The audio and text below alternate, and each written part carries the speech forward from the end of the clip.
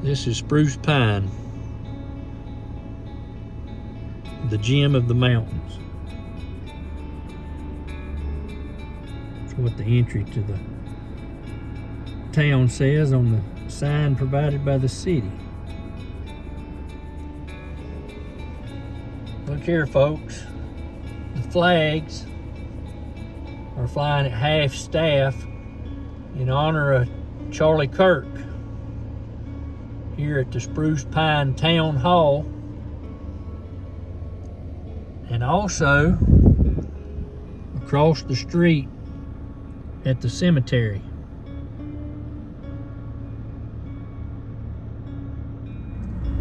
So folks, there's part of the Swiatocho quartz mine in Spruce Pine.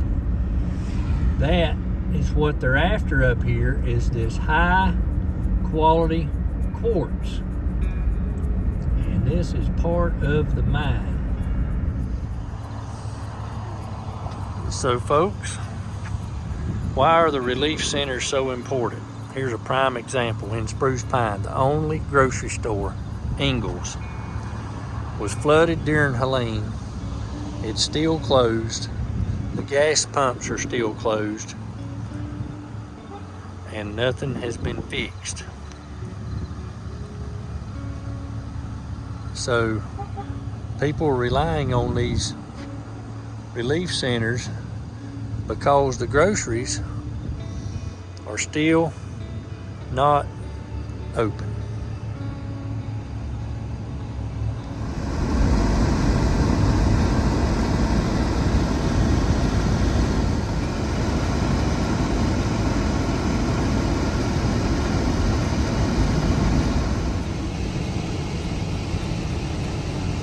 Seeing this all over the place.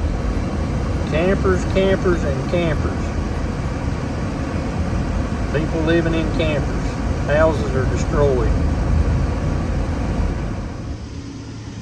Seeing a lot of this. Get across a bridge and then four-wheeler in.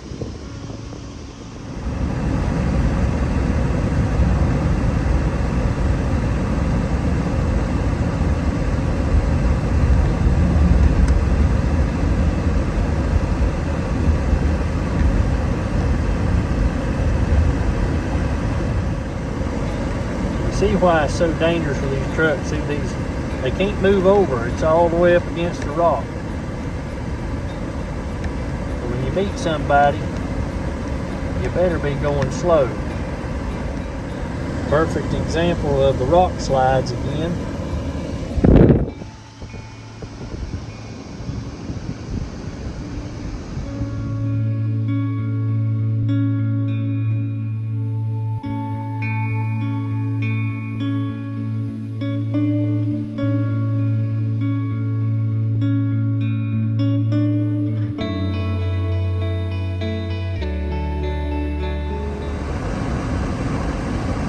No room for another road, so it's got to be fixed in its current location.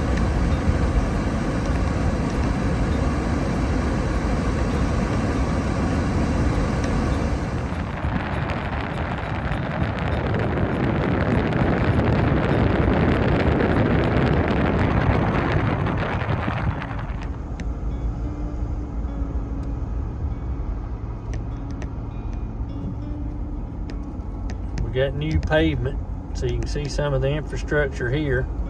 This is on 197.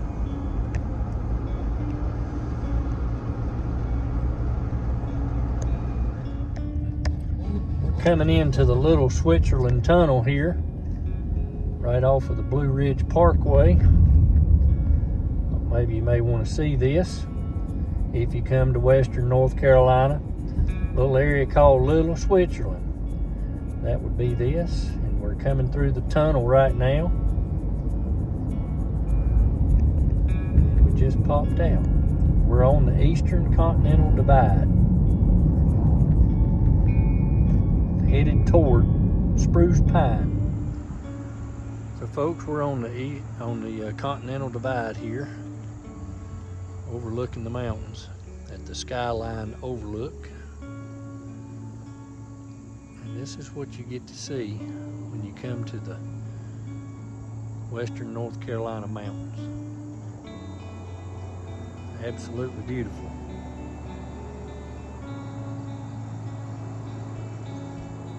So folks, we're going to start talking about Party in a Pan.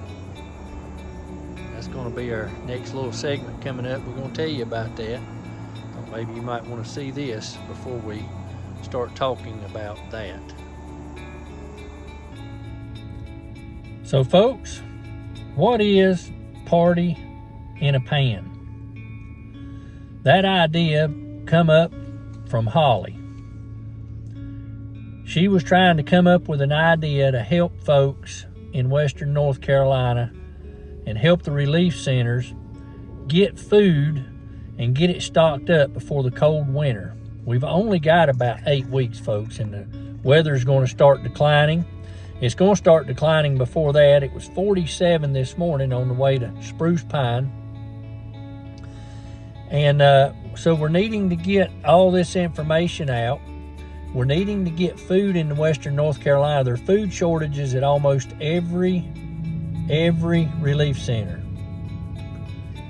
So the idea of Party in a Pan is going to be a meal that can be purchased on a weekly basis. So in other words, one week we may have spaghetti, and everybody's recommended to buy into the meal plan.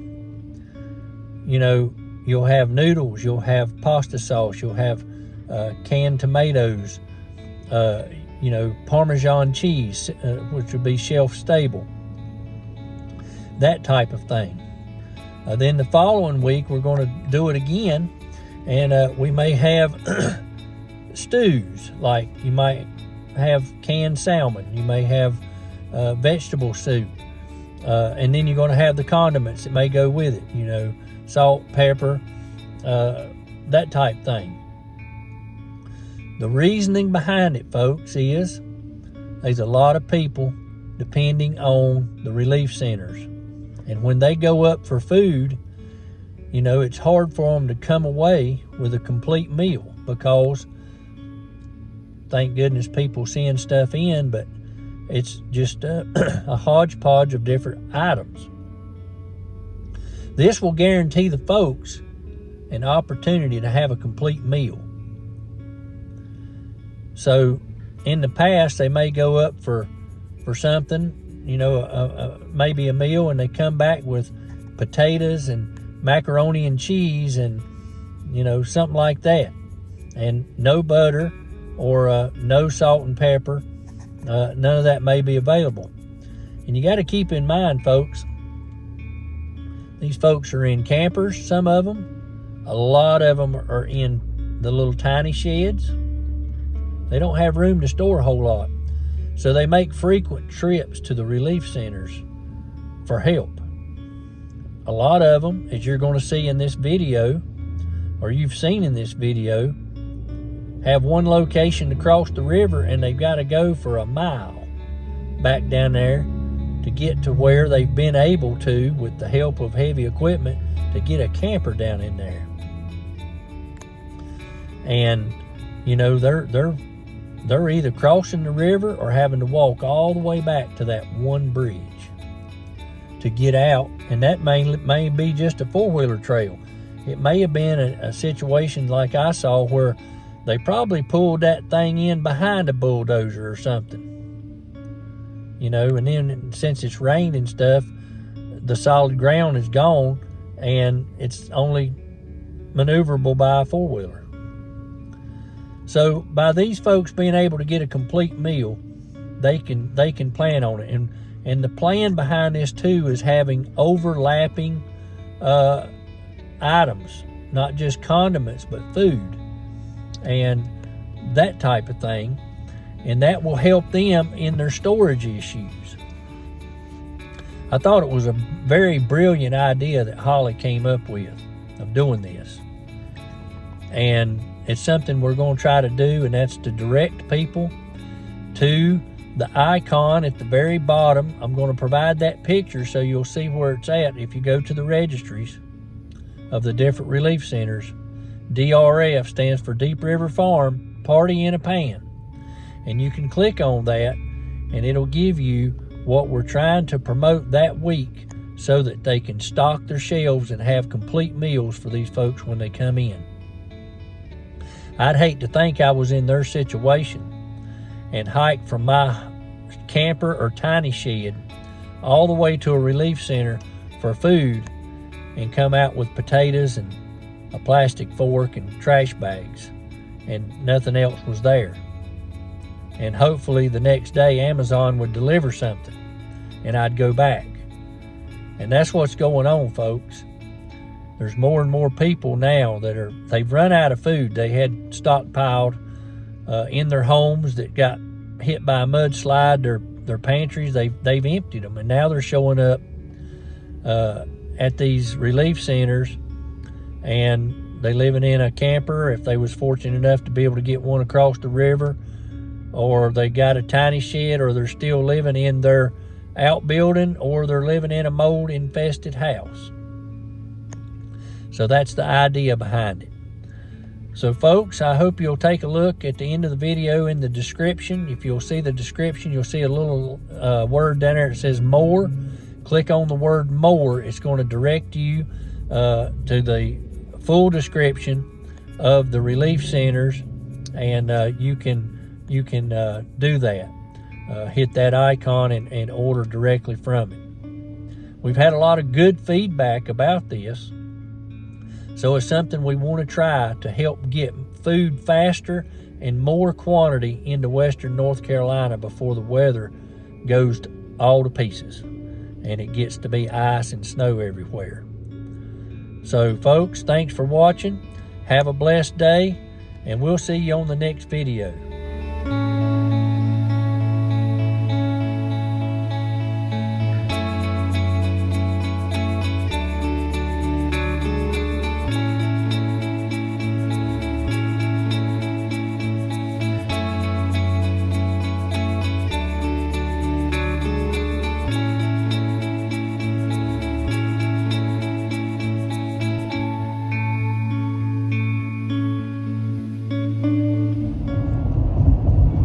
I did have one other thing, folks.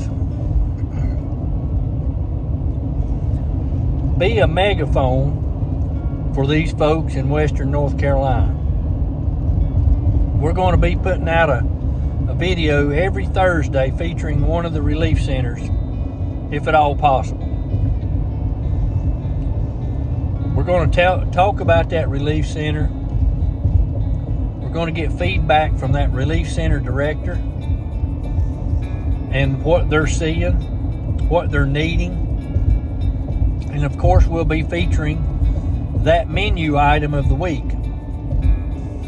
And by you folks being a megaphone, you can go back to your church, your business, your office, your Sunday school class, your organization, and say, hey, let's get involved. The folks who's been watching this channel for the last year have been the most generous donors that you could imagine. They have kept, y'all have kept these people alive and warm. But now we're seeing more people that's coming out of the hills, and there's simply not enough food. And we've got to fix that before it gets really bad and cold and snowy and icy. We got to get that corrected. So churches, where you at on this? You folks mention it. You know, it's when you buy into the meal plan, you know, that meal will feed, we're trying to get that where it'll feed 4 people. A lot of these little tiny sheds has got children in them and stuff, and these campers for sure. We've tried to find these people that had children in these little tiny sheds to get them out and into a camper. If we know about them, we've been able to help them. So folks, be the megaphone for these people so they're not hungry over the winter. Just get people involved. Tune them into the channel here. They'll see what's going on. They'll know. We try to keep everybody abreast of what's going on, how their donations is working, and they see that, where they're going, who's getting them. And now it's time for the food. We've already had a May Day for food, and the food came into the relief centers extremely well. And it's helped tremendously. It's got a lot of them out of a bad situation, the relief centers and the people out of a bad situation. But with this meal plan idea that Holly's speaking of is going to be a big help, I think. A brilliant idea. And it's going to help streamline and also help with the storage issues that they may have in these campers or tiny sheds or anything like that. So folks, I just wanted to throw that out there. Be a megaphone, folks. Churches, if you're sitting here and you're watching this video and you're not doing anything right now, now's the time to get involved. We got people that's going to go hungry if this isn't fixed, and fixed real quick before the winter hits. Thank you, folks. Y'all have a blessed day. And the picture's going to follow of what you will see once you click on the registry on the icon and what you can see. Thanks a lot. Have a blessed day.